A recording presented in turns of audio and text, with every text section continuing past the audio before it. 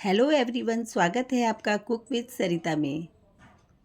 आज मैं आपको बताने जा रही हूँ कि इस गर्मी के मौसम में किस तरह से हम हरी धनिया को एकदम हरा और हरी मिर्चों को एकदम फ्रेश फ्रिज में स्टोर करके रख सकते हैं। तो क्या है ये तरीका, बने रहिए वीडियो के अंत तक। तो सबसे पहले हमने बाज़ार से जो हरी धनिया ली है एकदम फ्रेश लानी है और उसको इस तरह से अरेंज कर लेना है और सारी जो जड़ें हैं उनको काट लेना है। यानी कि धनिया का जो रूट्स वाला हिस्सा है जिसमें मिट्टी भी होती है उसे बिल्कुल अलग कर लेना है और ज़्यादा से ज़्यादा डंठल को बचा लेना है, क्योंकि डंठल में होता है बहुत सारा फाइबर और बहुत सारा टेस्ट। तो इसलिए हमें सिर्फ जड़ों को धनिया से अलग कर लेना है। इस तरह से अगर आप धनिया स्टोर करके फ्रिज में रखेंगे तो आपको बहुत लंबे समय के लिए धनिया एकदम फ्रेश मिलेगी, क्योंकि धनिया अक्सर फ्रिज में भी ख़राब हो जाती है। तो देखिए, मैंने सारी रूट्स को धनिया से अलग कर लिया है और अब इस धनिया को अच्छे से धोना है। धोने के लिए एक बड़े पतीले में पानी लेना है और उसमें 5 मिनट के लिए धनिया को छोड़ देना है, और जिससे सारी जो डस्ट और मिट्टी होगी वो नीचे बैठ जाएगी। उसके बाद फिर फ्रेश वाटर से फिर से साफ़ पानी से धोना है।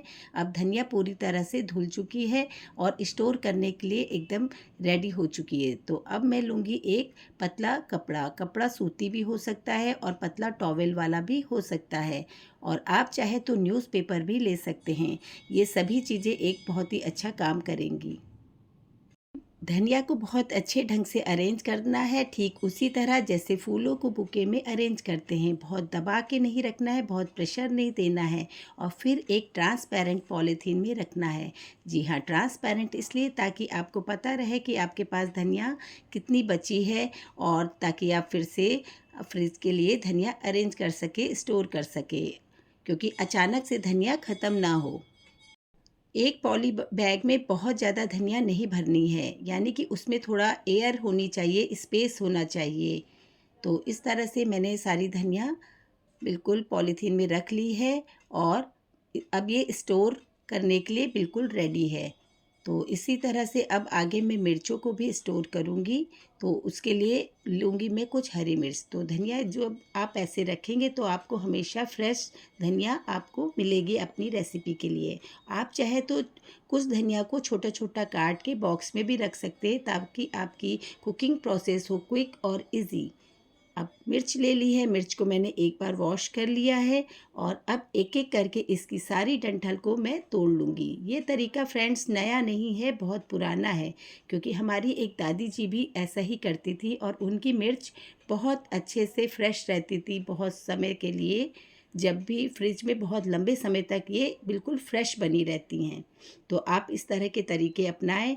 ये पुराने तरीके हैं, ऑथेंटिक हैं, जो आज भी काम करते हैं। तो देखिए, सारी डंठल मैंने अलग कर ली हैं, और जो लाल मिर्च है उनके डंठल नहीं तोड़ने हैं, उनको ऐसे ही सुखाना है, वो आपकी रेसिपी में अलग से यूज़ हो जाएंगी। तो देखिए, मिर्च अब मैंने बिल्कुल धो ली हैं।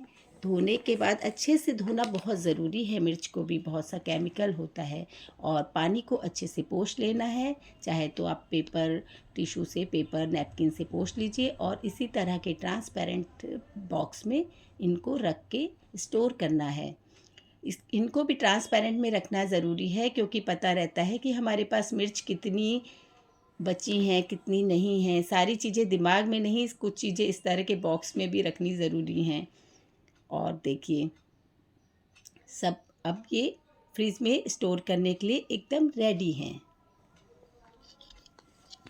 अब आप ये विधि अपनाएंगे तो आपके फ्रिज में हमेशा ताज़ी मिर्च और हरी ताज़ी धनिया अवेलेबल रहेगी। तो इसी तरह से आप पुदीना को भी रख सकते हैं।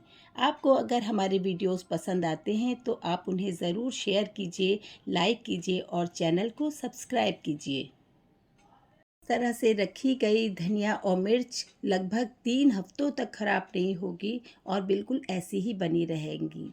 तो जब भी आपको कोई रेसिपी में यूज़ करना है तो आप निकाल लेंगे। तो देखिए, इस तरह से मैंने स्टोर कर लिया है इसको। तो देखा आपने कितनी आसानी से हम हरी धनिया और हरी मिर्च को स्टोर करके रख सकते हैं। तो मिलते हैं फिर नेक्स्ट वीडियो में।